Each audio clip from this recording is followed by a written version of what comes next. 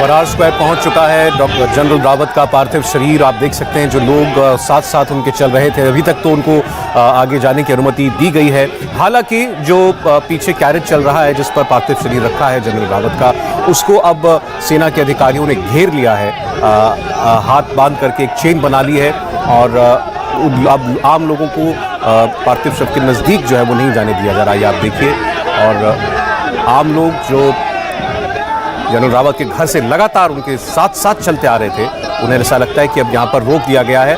और मनीष अब आपको अपने कैमरे से दिखाएंगे कि जनरल रावत, मधुलिका रावत जी के पार्थिव शरीर को कहाँ से इस शवदाह के अंदर ले जाया जाएगा। मनीष। सौरभ, अब जनरल रावत का ये पार्थिव शरीर यहाँ पर गैन कैरेज पे और साथ में मधुलिका रावत का ये पार्थिव शरीर यहाँ पहुँच चुका है। ठीक सामने यहाँ पर जो ट्राई सर्विसेज बैंड है उसके साथ ही वो जो गाड़ियों का काफिला दिखाई दे रहा है उस पर उनका पार्थिव शरीर है। और यहाँ से महज जहाँ पर हम हैं, जो कि मेन एंट्री गेट है बरार स्क्वायर का, उससे करीबन 100 मीटर की दूरी पर अभी है।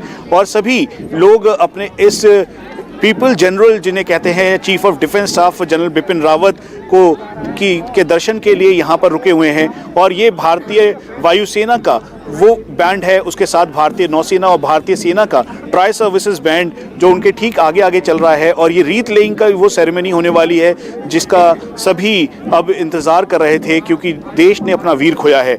जनरल बिपिन रावत के बारे में हमेशा से ही कहा जाता है कि वो पीपल्स जनरल हैं। जब वो 19 इन्फेंट्री डिवीजन यानी जो उरी में है बारामूला को देख रहे थे, उस दौरान भी उन्होंने काफ़ी लाइन ऑफ कंट्रोल पर इन्फिल्ट्रेशन बिड फॉल करने में रणनीतिक तौर पर एक अहम भूमिका निभाई।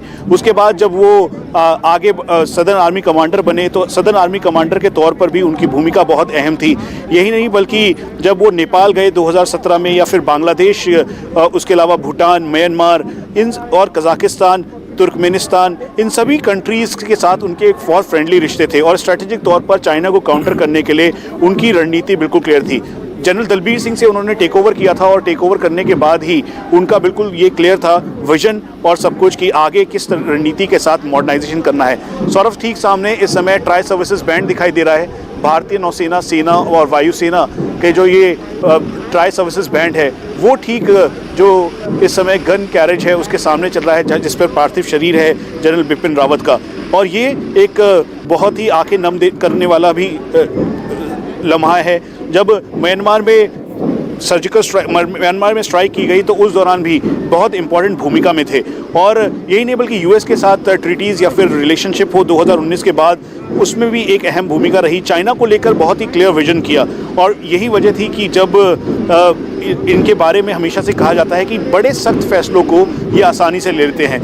आपको ध्यान होगा कि इनके पिता खुद जनरल लक्ष्मण सिंह रावत, LS रावत जो है वो खुद भारतीय सेना में लेफ्टिनेंट जनरल थे।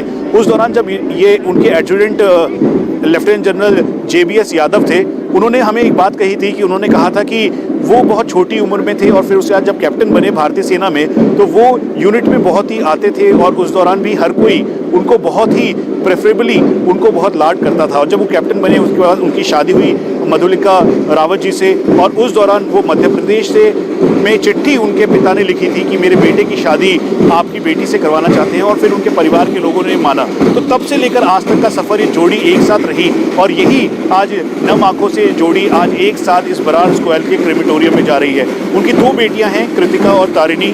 कृतिका जो है इस समय कृतिका और तारिणी उनकी 2 बेटियां हैं। और जो मधुलिका रावत है उनके बारे में हम आपको ये बता दें कि सौरभ, मधुलिका रावत जो इस समय defence services women welfare association है उसकी चीफ हैं। जैसे आर्मी चीफ के